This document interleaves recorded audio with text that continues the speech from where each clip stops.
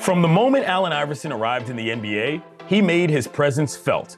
Inextricable from his killer crossovers and silky jumpers were his style and swag. Off the court, his image made him beloved and controversial.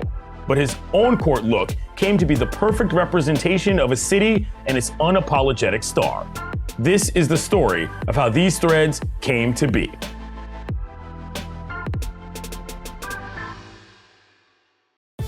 In 1996, the kid known as Bubba Chuck from Virginia, who dazzled the nation under the late great John Thompson with the Georgetown Hoyas, was picked #1 overall by the Philadelphia 76ers, and he quite literally turned the league upside down. Is there anybody that can stop you one-on-one? I don't think so. His attitude and his game were so revolutionary that pop culture was never the same. He scored 30 points in his NBA debut, to give you an idea. And of course, the rookie announced his arrival emphatically when he did this to the greatest player on the planet. Iverson has Jordan. Allen shakes free, gets two! Perhaps the most striking thing now about these images, though, is that the color scheme seems off.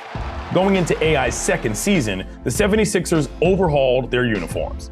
After 4 decades of the traditional red, white, and blue Liberty Bell base, if you will, think Moses, Wilt, the Doctor, they introduced a far more modern palette that appropriately featured one color quite prominently, black. They were a different cut, a different feel, and just a different vibe. My first love was the 1982-83 Sixers team. So I was desperate to see basketball in the city back. I actually loved the grittiness of it, and they needed to turn the page. They needed to say, we're not the old school Sixers now. This is the new school, this is a new era, and this is Iverson's team. To me, Croce represented the guy that they needed in that organization to turn things around, who understood the city. It was a new reign, a new realm.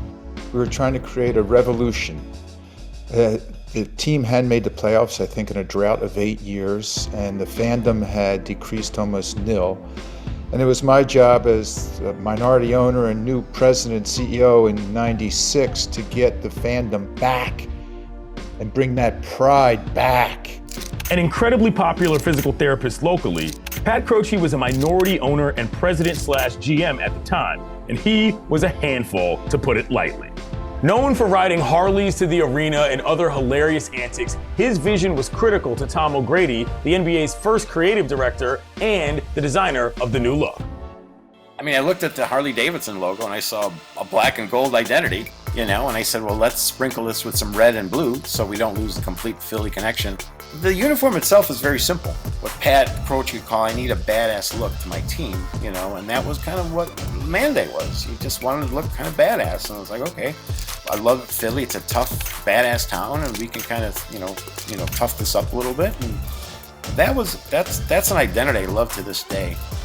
That toughness was a trait shared by the city in its eventual MVP. Because before he took the Sixers on a ride to the finals, AI was hitting the floor for every loose ball and throwing his undersized frame into harm's way. This guy has such courage. You love the fact that he is fearless. There was also an edginess to Iverson that made some people uncomfortable. For Iverson to be a game changer by not only his play, averaged 30 then, by the way, he also did it with his fashion. He was like a Tupac in the NBA. Oversized jeans, oversized shirts. He had a rap album. We all had jewels on, multiple chains. We all was rocking multiple bracelets and earrings. But he was the MVP. And usually that guy didn't have cornrows and tattoos and black jerseys.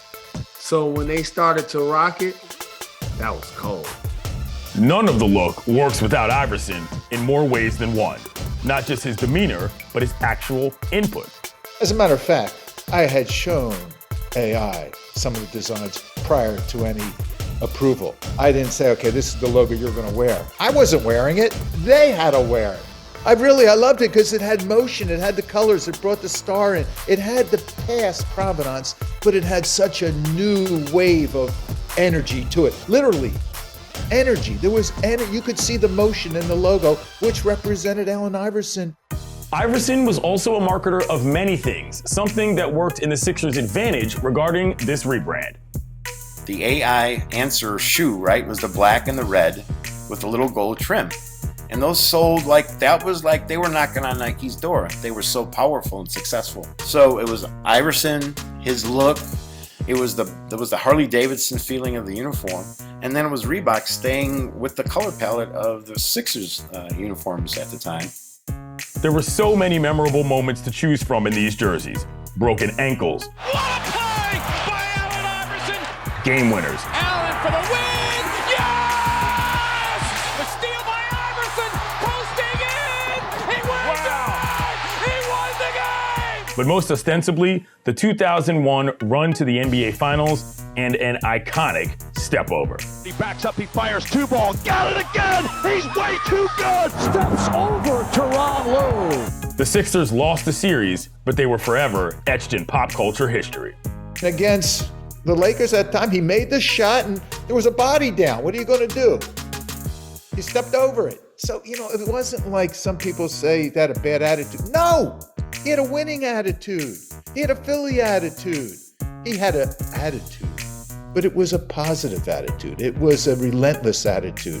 It was a diligent, vigilant attitude that I think does represent the city of Philadelphia.